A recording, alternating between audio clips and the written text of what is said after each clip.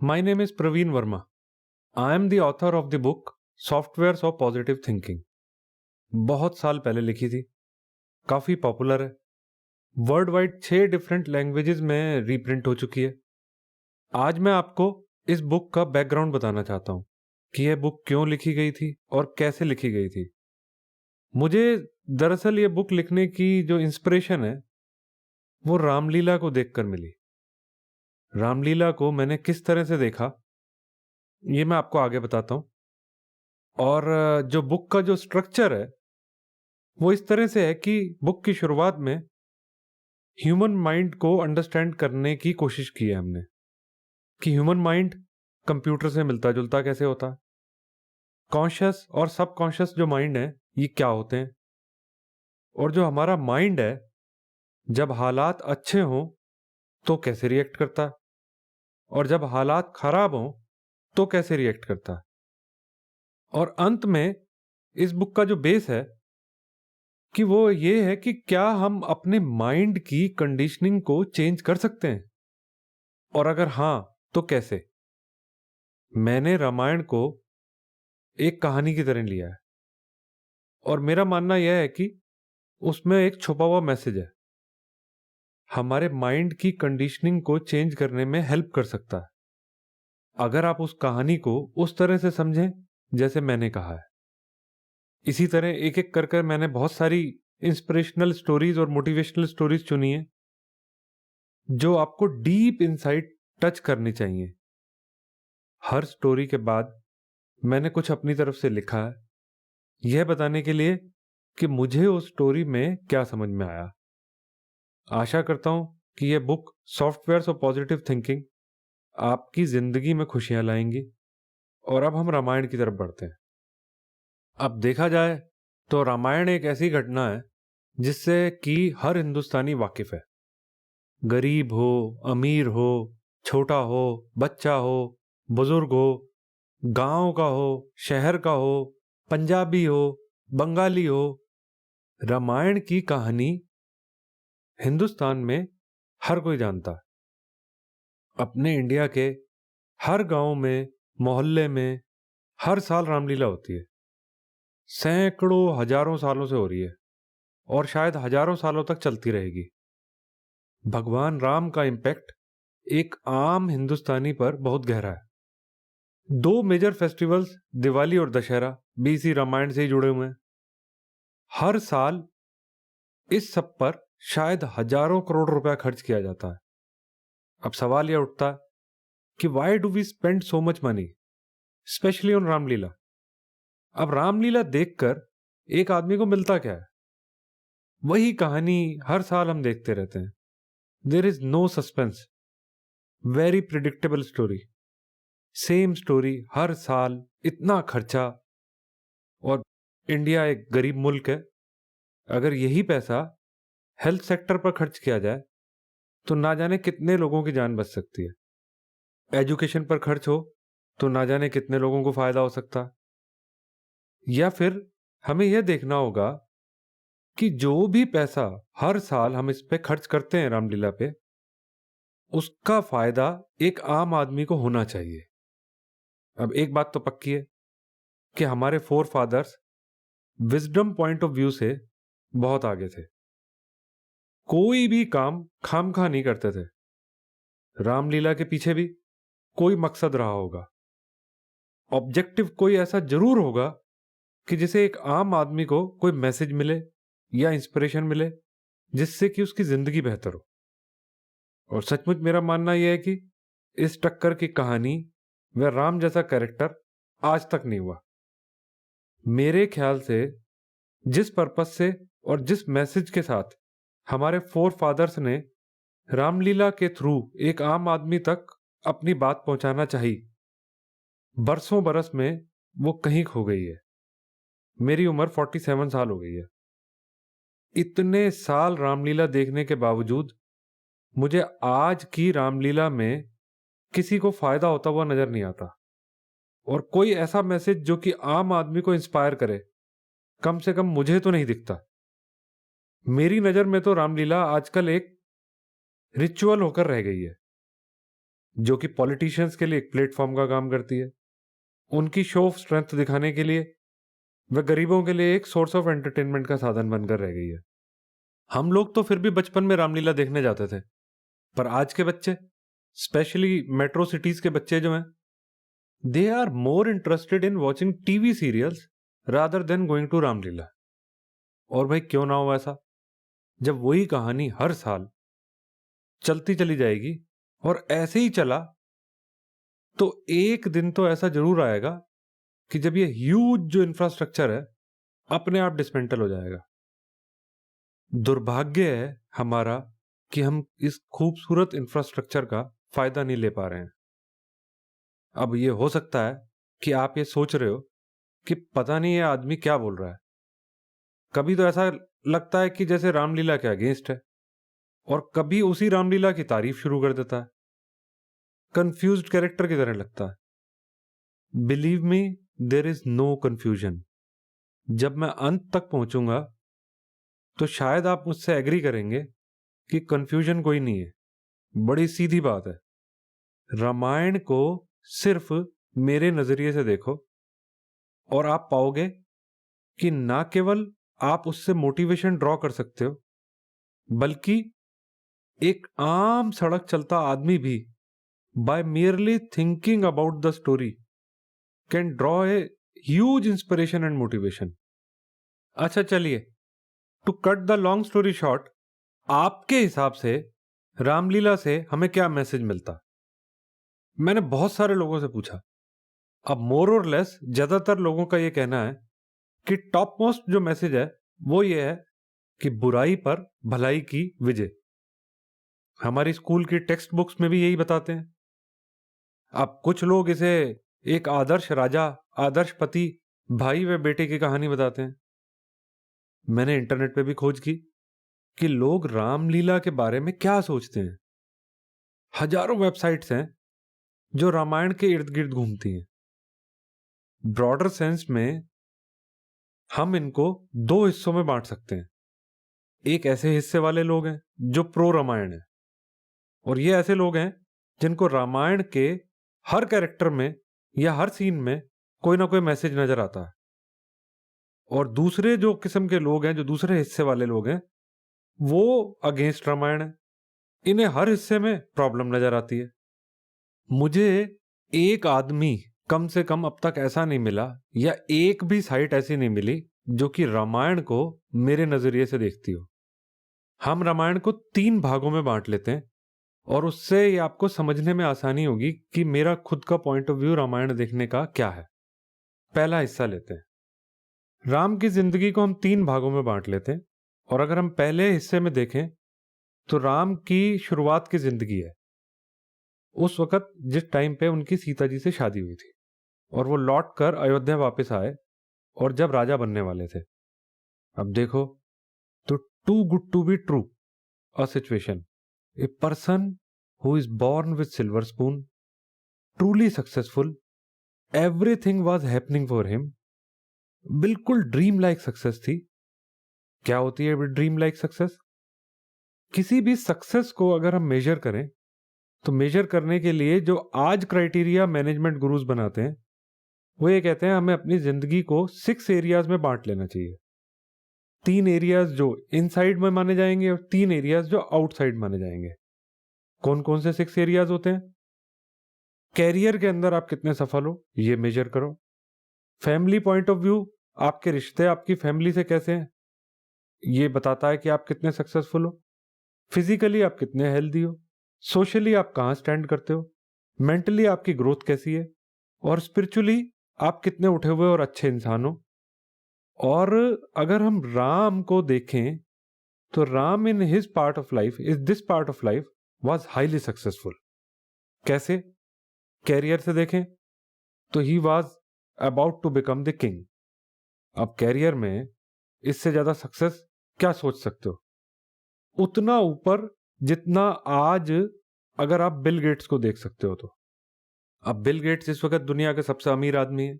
अगर आपको किसी राजा से किसी को कंपेयर करना है तो आप बिल गेट्स से ही कंपेयर करोगे। बट मेरे हिसाब से देखें तो एक जो राजा होता है वो उससे भी ज्यादा पैसे वाला होता है। तो अब फैमिली पॉइंट ऑफ व्यू से देखते हैं कि राम की जिंदगी कैसी थी। Too good to be true, straight out of a Sooraj Barjatya है film. A doting father, a doting mothers, loving brothers and beautiful wife. हुई ना too good to be true. अब फिजिकली कहाँ स्टैंड करते थे, तो उस पर्टिकुलर टाइम में उन्होंने स्वयंवर में जो धनुष उठाया, that shows his physical strength, कि उस वक्त शायद प्रोबेबली फिजिकली वो सबसे स्ट्रांग लोगों में से एक थे। सोशल अगर राम का रिकॉर्ड देखो कि राम और लक्ष्मण 14 और 15 साल की उम्र में अपने गुरुओं की रक्षा करने के लिए वन में गए थे। दैट शोज कि their social responsibility towards society. ऐसा भी तो हो सकता था कि अपनी सेना भेज देते, लेकिन उन्होंने ऐसा नहीं किया। They were there at that young age. अब मेंटल पॉइंट ऑफ व्यू से देखें तो I believe that being a prince he must have got the best possible education at that time. Best possible gurus जो थे उन्होंने उनको शिक्षा दी होगी। So we can safely assume कि mental growth point of view से वो काफी सफल थे। आप स्पिरिचुअल पॉइंट ऑफ व्यू से देखें तो जिसे हम भगवान का दर्जा देते हैं, उससे ज्यादा सफल हम किसे मान सकते हैं। द पॉइंट इज कि Ram was equally successful in all 6 areas of life. अब भाई कितने लोगों को ऐसी सफलता मिलती है। अगर कोई कैरियर में सफल होता है और उसकी फैमिली लाइफ पिटी हुई होती है, तो क्या आप उसको सफल कहोगे? या धन भी है, परिवार भी है, मगर धन कमाने के चक्कर में अगर सेहत का बेड़ा गर्क हो गया, तो क्या यह सफलता होगी? धन भी है, परिवार भी है, सेहत भी है, पर देखा जाए तो सोशल सर्कल नील, ढूंढने से भी कोई दोस्त नहीं है। तब फिर ऐसी सफलता किस काम की? अब देखो तो भगवान का मीनिंग क्या होता है? भगवान का मीनिंग होता है भाग्यवान, the one who is blessed, and Ram was blessed one. Everything was going for him, and then suddenly out of blue nature started playing the game. यहां से उनकी जिंदगी का दूसरा पार्ट शुरू होता है। अचानक सो कॉल्ड भाग्य ने उनका साथ छोड़ दिया। One day he was about to become king, and दूसरे दिन सड़क पर। अब मेरा कहना यह है कि यह सिंबॉलिक है कि यह हुआ कैसे। जब सर्कमस्टांसेस आपकी जिंदगी में बदलते हैं, तब कारण अपने आप बनते जाते हैं। अब उनकी सफलता को एक बार फिर से मेजर करते हैं कैरियर पॉइंट ऑफ व्यू से। राजा से एक आदमी सड़क पे आ गया। अब ये तो ऐसे हुआ जैसे आज अगर ये मान लो कि मुकेश अंबानी या अनिल अंबानी से रातों रात रिलायंस का राम राज्य ही छीन लिया जाए। अब सोच के देखिए कि अगर अंबानी ब्रदर्स से उनका बिजनेस छीन लिया जाए तो उनका स्ट्रेस लेवल क्या होगा। यह तो बहुत बड़ी बात है। आज तो कॉर्पोरेट वर्ल्ड में हायर या फायर, हायर एंड फायर का जमाना आ गया है। सुबह लंच का डब्बा लेकर काम पर जाते हैं लोग और दोपहर को छुट्टी। तो सोचो उस वक्त कैसा फील करते होंगे वो। अगर आप नौकरी करते हो तो सोच के देखो कि ऐसा अगर आपके साथ हो तो कैसा लगेगा आपको, क्या होगा आपके स्ट्रेस लेवल का। और अगर आप व्यापारी हैं, कितनी बार आपके साथ ऐसा होता है कि अगर आप कोई ऑर्डर लूज कर देते हैं और जिसमें आपका कोई कसूर नहीं होता, तो उस वक्त कैसा लगता है तब आपको। या आपका व्यापार किसी भी कारण से, चाहे वो कोई गवर्नमेंट पॉलिसी हो या कंपटीशन हो, कोई भी कारण हो, जब नीचे जाने लगता है तो कैसा लगता है। अब नीडलेस टू से कि कैरियर में जब भी कोई प्रेशर आता है, तब ज्यादातर लोगों की हालत खराब हो जाती है, नींद उड़ जाती है, आदमी चिड़चिड़ा हो जाता है। अब राम का कैरियर पॉइंट ऑफ व्यू से सब कुछ लुट गया और हम सब उसे सिर्फ एक कहानी की तरह ही लाइटली लेते हैं। अब दूसरा एरिया देखते हैं, family. His own dotted family was responsible for this situation. Because of the circumstances, he lost his father as well. अब देखो तो परिवार में राम के साथ इस मुसीबत वाले वक्त में सिर्फ एक भाई और वाइफ ही रह गए। जब भाई और पत्नी वन में साथ जा सकते थे तो तब बाकी फैमिली मेंबर्स को कौन रोक रहा था? चलो भरत ने तो कोशिश भी की, लेकिन और भी तो रिश्तेदार रहे होंगे। भरा पूरा परिवार था, चाचे मामे ताऊ व उनके बच्चे भी तो रहे होंगे उनके परिवार में। कोई दिखा नहीं साथ में, और ये एक्सीडेंटल नहीं हो सकता। मैसेज बिल्कुल साफ है कि दो जनों के अलावा कोई साथ नहीं था। Total failure at family front.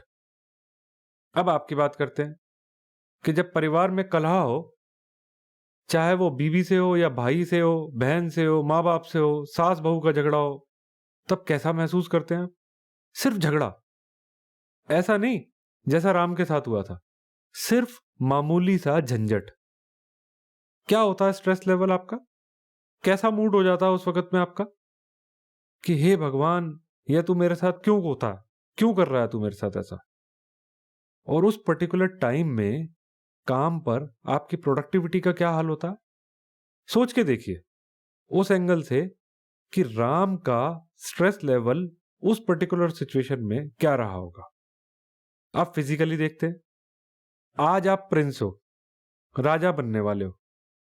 Needless to say that he was enjoying all the physical comforts. आज होते तो घर के नाम पर महल होता, गाड़ी होती, वर्ल्ड की बेस्ट मार्क होती, और एक भी कहां सैकड़ों होती। नौकर चाकर गोल्फ खेलते, और कहां खेलते? यूएस जाकर खेलते, एग्जीक्यूटिव क्लास में उड़ते। उड़ते क्या, प्लेन ही अपना होता। और इन सब के बाद सेकंड फेज के हालात में देखो क्या हो गया उनका, बिल्कुल फक्कड़। मानो आज होते तो डीटीसी बस में सफर करना पड़ता। एक आदमी जितना सुख भोगता है, मानो आज मारुति 800 कार है, जितना सुख आप, जो एक कोई लेवल है आपका, तो ज्यादा से ज्यादा क्या होता अगर उसकी मारुति 800 छूट जाती? तो स्कूटर पे आ जाता। अगर कोई ऐसा एग्जाम्पल आपके सामने हो तो देखो ऐसा आदमी आपको कितना रोता मिलेगा। उसका रोना बंद ही नहीं होता। क्या हो जब आपकी जिंदगी में वो सब कंफर्ट खींच लिए जाए जो आज आपको मिल रहे हैं। कल से जाओ ऑफिस में काम पर पैदल, कोई टीवी नहीं है, मटके के ठंडे पानी से पीकर गुजारा चलाओ। कहां बिस्लेरी ढूंढ रहे हो? सुनने में ही डर लगता है ना। घबराओ मत, आपके साथ ऐसा कुछ नहीं होने वाला। मगर राम के साथ ऐसा हुआ। सोशल फ्रंट पर भी अगर हम दूसरे हिस्से में राम की जिंदगी को देखें तो कितना बड़ा झटका लगा। चलो मान लिया कि कोई परिवार का साथ नहीं था, तो जनता के लोग ही साथ चले जाते। आज लालू प्रसाद यादव को दे दो वनवास, लाखों नहीं तो हजारों लोग तो कैंप डालकर बैठ ही जाएंगे। मगर ऐसा नहीं हुआ। जिंदगी राम के साथ मजाक कर रही थी। बुरा वक्त राम का इस तरह से पीछा कर रहा था कि पूछो मत। जैसे अभी मुसीबत कम थी, अब कोई बीवी उठा के ले गया। अब सुनने में बड़ी आसान सी बात लगती है, अगर आपकी बीवी को आपके मोहल्ले में कोई छेड़ ही दे, सिर्फ छेड़ ही दे, तब उसी मोहल्ले में आंख उठाकर घूमना भारी पड़ जाएगा। और अगर कोई उठा के ले जाए तो? और यह एक आम आदमी की बात नहीं हो रही, ये एक ऐसे इंसान की बात हो रही है जो राजसी खानदान से बिलोंग करता, क्षत्रिय है, और कोई उसकी बीवी उठा के ले गया। सोचिए उस वक्त राम के मेंटल स्टेट के बारे में कि वो कैसा महसूस कर रहे होंगे। यहां से अब हम रामायण के तीसरे हिस्से के बारे में बात करते हैं। तीसरा और आखिरी हिस्सा। They say that God is unfair, but the best part is God is unfair to everybody. Nature का यह नियम है, जो चीज ऊपर जाती है वो नीचे भी आती है, और जो नीचे आती है वही बाद में ऊपर जाती है, जिसको हम ups and down of life कहते हैं।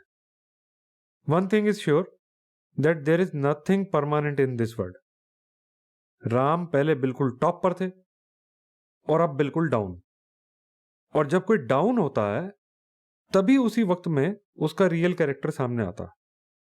अब इस मौके पर हम राम की जिंदगी और राम को देखते हैं। What a character he was. He was perfect and possibly the most successful human being of all time. You know why? Simply because of his response to the situation when he was down and out. He never blamed anybody. He never complained. और सिर्फ एक भाई के साथ, और सामने था एक बहुत बड़ा challenge, and challenge was to fight the biggest possible king at that time. सब कुछ स्क्रैच से करना था। क्या वो भरत से सेना नहीं मांग सकते थे? और चलो भरत से ना मांगते तो जनक की तो बेटी थी, सेना की हेल्प तो किसी दूसरे राजा से भी मिल सकती थी।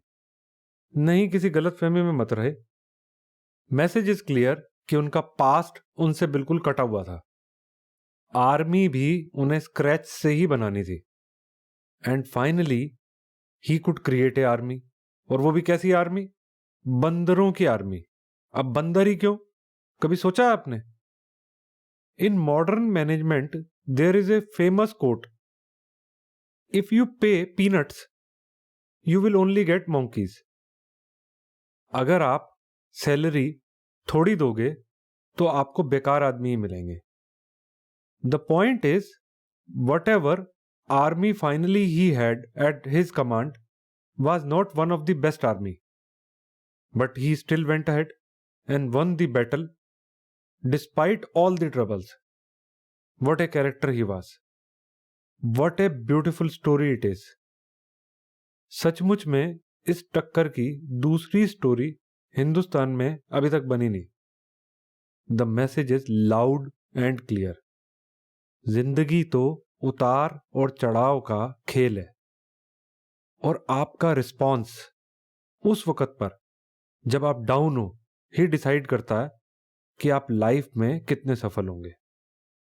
Ram's response was exemplary when he was down and out.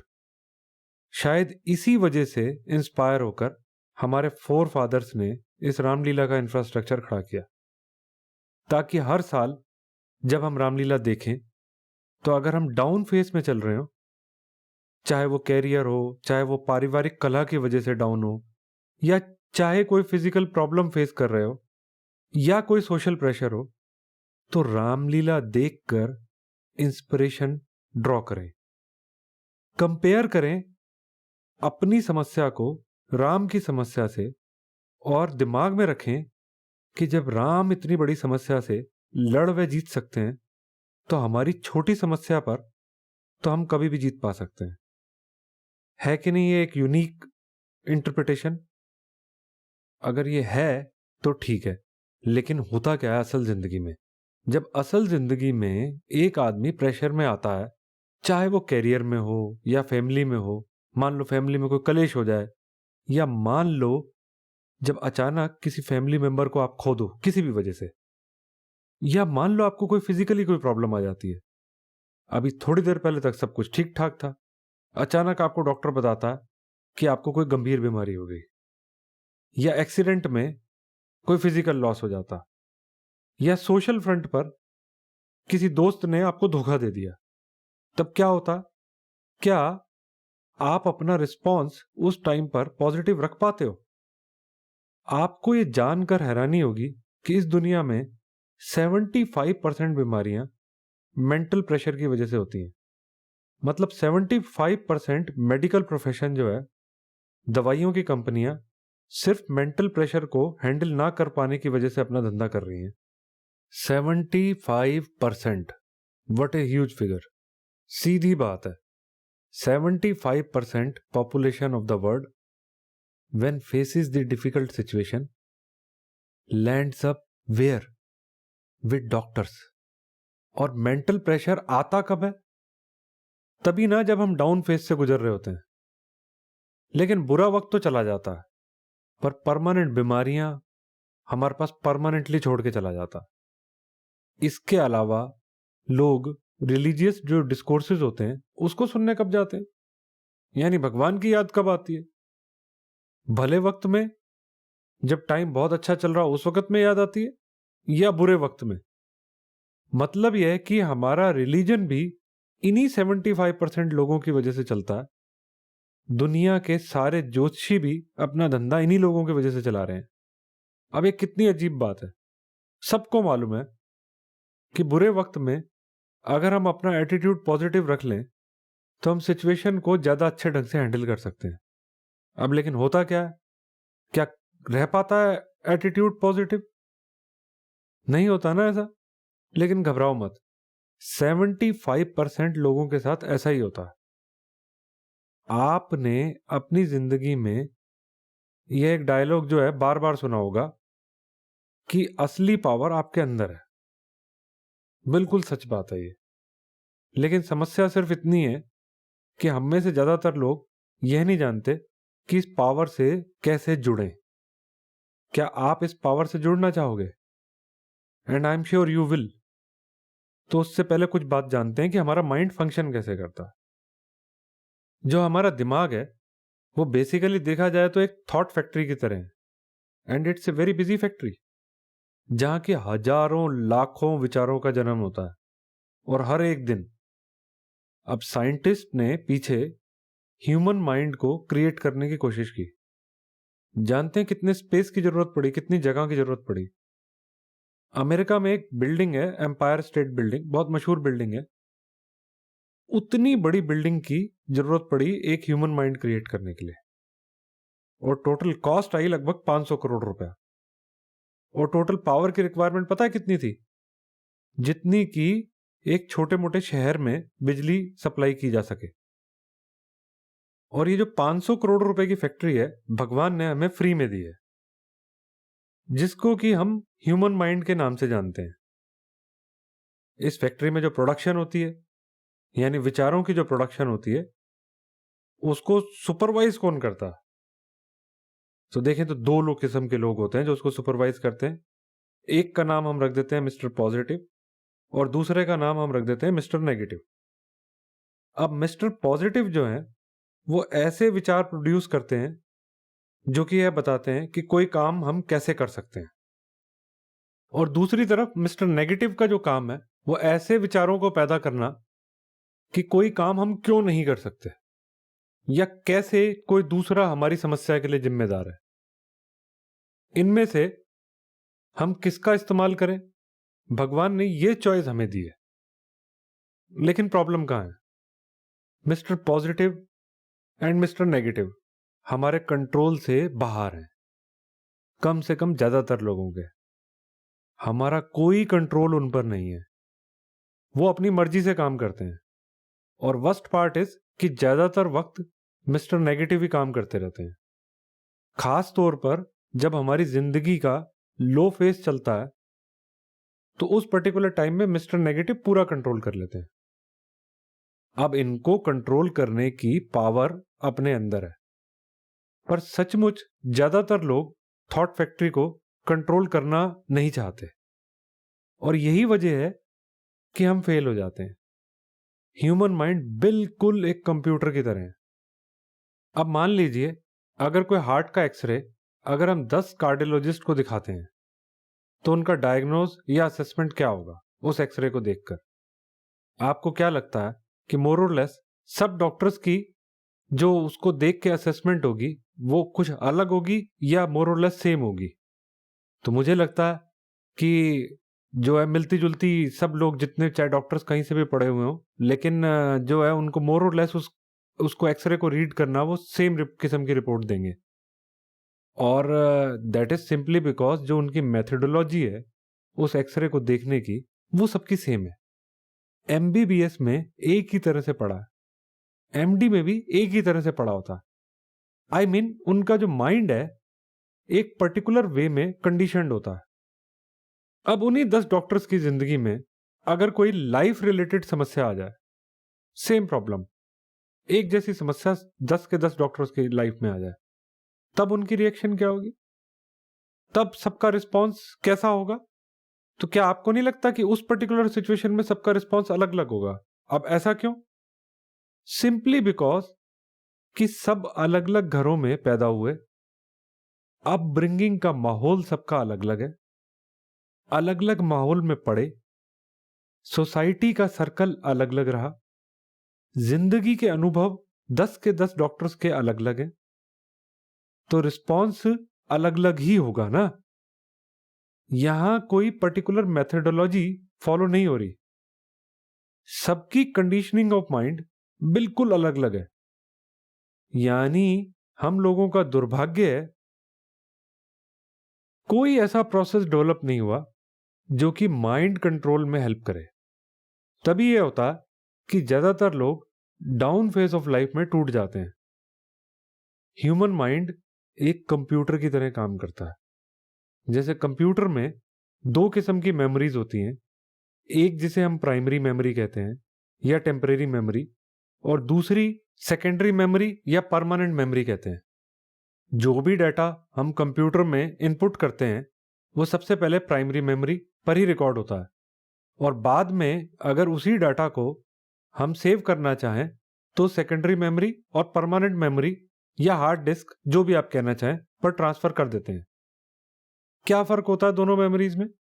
Primary memory पर जो भी डाटा होता है, अगर मान लो पावर चली जाए तो उड़ जाता है, और सेकेंडरी मेमोरी पर वो हमेशा बना रहता है अनटिल कि हम उसे खुद डिलीट ना करें।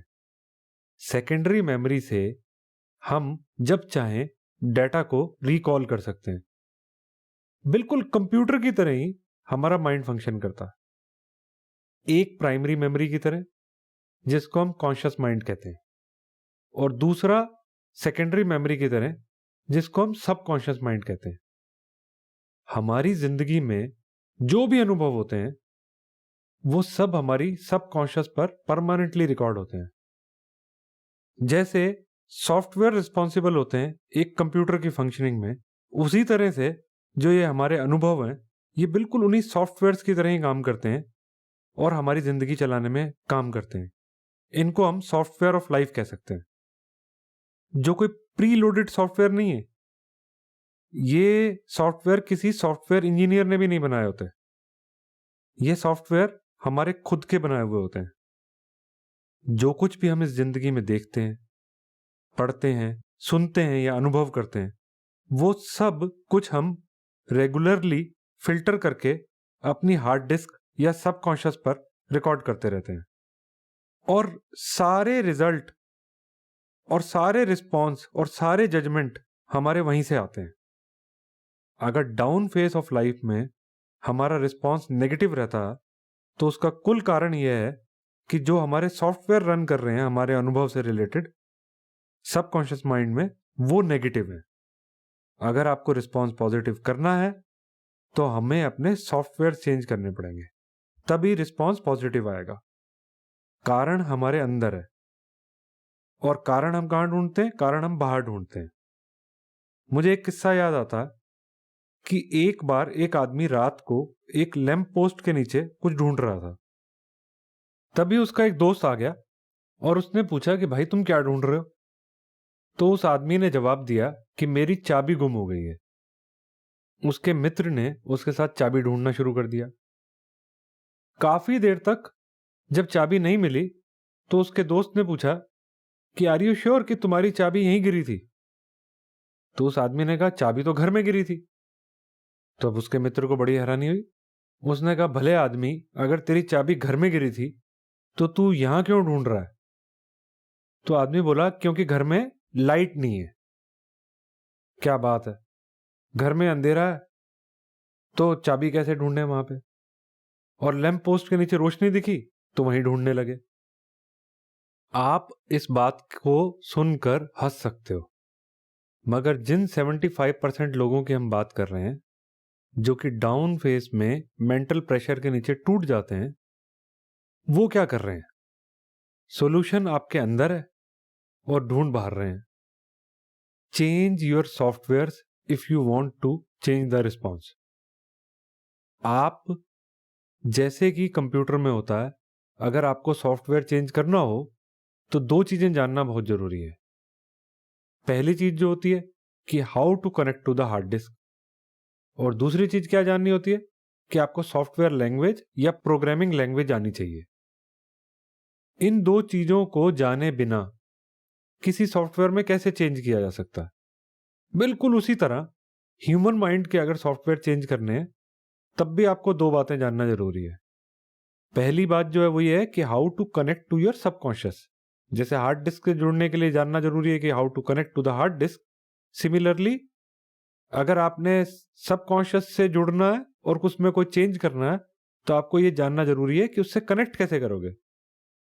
और कनेक्ट कर लिया, then you need to know कि आप उससे कम्युनिकेट कैसे करोगे, यानी how to communicate with subconscious mind. तो उसके लिए जब कंप्यूटर में अगर आपने सॉफ्टवेयर में कोई बदलाव लाना है तो आपको एक प्रोग्रामिंग लैंग्वेज जैसे आनी चाहिए। उसी तरह अगर आपने सबकॉन्शियस माइंड के अंदर कोई चेंज करना है तो आपको उसकी प्रोग्रामिंग लैंग्वेज आनी चाहिए कि सबकॉन्शियस में कैसे चेंज किया जाए। अब वेस्ट में साइंटिस्ट ने इस पर काफी काम किया। साइंस के हिसाब से सबकॉन्शियस माइंड से कनेक्ट होने के लिए आपको क्या करना है? आपको आंखें बंद कर कर कंफर्टेबल पोजीशन में बैठना होता है, जैसा हमारे योगा में सिखाया जाता है। गहरी सांस अंदर और बाहर लेकर अपने शरीर को रिलैक्स करते चले जाना होता है। ये मैं साइंस के हिसाब से बता रहा हूं, हमारी योगा भी बिल्कुल यही कहती है। योगा ऐसे ही बोलते हैं हम, जैसे होता है कि take a deep breath in, just relax, slowly and slowly breathe out and relaxing your body. Keep repeating it until you feel completely relaxed. बिल्कुल रिलैक्स स्टेट में आ जाओ। कैसी होती है रिलैक्स स्टेट? कि जब आपके थॉट्स जो हैं वो धीरे धीरे बंद होने चालू हो जाएं, खत्म होने चालू हो जाएं। तो इसलिए आपको थॉट्स को ऑब्जर्व करना है और धीरे धीरे प्रैक्टिस करके एक ऐसी स्टेज आ जाती है जब माइंड बिल्कुल रिलैक्स्ड हो जाता है, थॉट्स की मैन्युफैक्चरिंग बंद हो जाती है, आपकी 500 करोड़ रुपए की फैक्ट्री ऑलमोस्ट रुक जाती है। साइंस के हिसाब से ऐसी स्टेज में आप अपनी सबकॉन्शियस से कनेक्ट हो जाते हो। और रिलीजन के हिसाब से देखो तो अगर आप मेडिटेशन के बारे में कुछ जानते हो तो मेडिटेशन और क्या होती है? हमारे यहाँ तो बहुत पुरानी परंपरा है इसकी, तपस्या की, साधना की, मेडिटेशन की।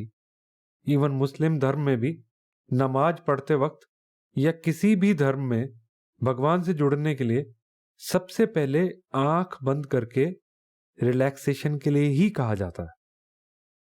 आप दूसरे स्टेप पर जाते हैं कि आप सबकॉन्शियस से कनेक्ट तो हो गए, अब चेंजेस कैसे करो, या प्रोग्रामिंग को चेंज करने के लिए लैंग्वेज कैसे यूज करो।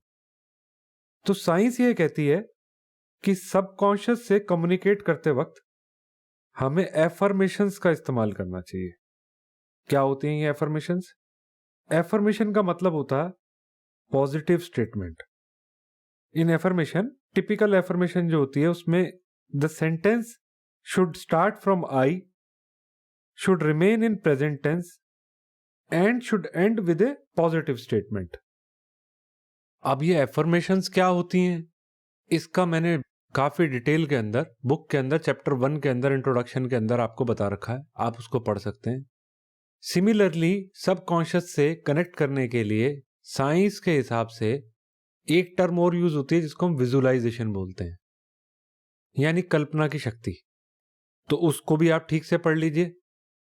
आपको वो पढ़ने के बाद आप आइडेंटिफाई कर पाएंगे, क्योंकि वैसी सिमिलर चीजें हमारे यहाँ धर्म में भी बताई जाती हैं।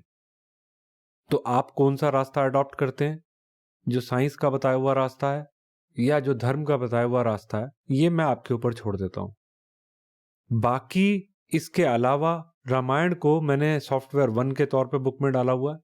And similarly there are many such heart warming stories after that, जिनको मैंने अलग अलग सॉफ्टवेयर के नाम से बुलाया हुआ है। आई होप कि जब आप ये बुक पढ़ोगे तो आपको ये अच्छी लगेगी, ये आपकी जिंदगी के अंदर खुशियां लाएगी और आपके चेहरे पे मुस्कुराहट लाएगी।